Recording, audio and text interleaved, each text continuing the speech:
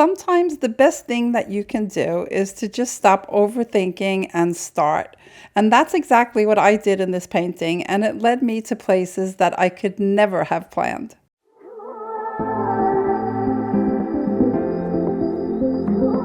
So to get started, I just grabbed the first thick black marker that I could find, and I just made some bold lines. I didn't want to overthink anything. I just needed something that I could respond to. I also gave it a quick dry just so that I wouldn't drag that black marker into my next layer. I limited myself to an analogous palette of pinks, purples, and reds. So I'm using permanent red violet, quinacridone rose, and azo orange. And I also chose 3 acrylic markers. Limiting yourself is a great way to help yourself stay focused. I didn't want to waste energy deciding what colors to use. It gives me room to play with contrast, shape, and layering without spiraling into overwhelm. So what always surprises me is how using fewer tools makes me feel more connected to my painting. I think it's because these paintings are always more intentional and they just feel more cohesive.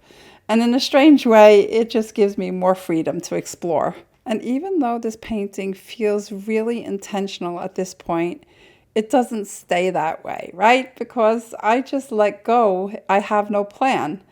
And so I just have to do whatever I start doing. And so the painting keeps changing and I just let it. Some parts even felt awkward and some were really exciting.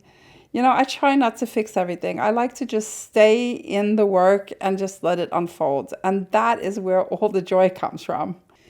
Simplifying your work is one of the best ways to learn. When you limit your colors and your mark making, your work just becomes less chaotic.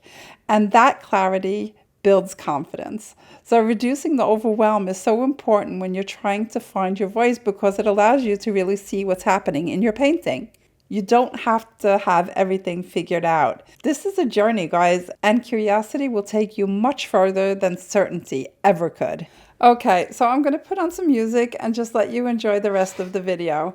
But if you want some more support in creating stronger and more expressive abstract paintings, check out the free video on my website, 5 Tips to Strengthening Your Abstract Paintings.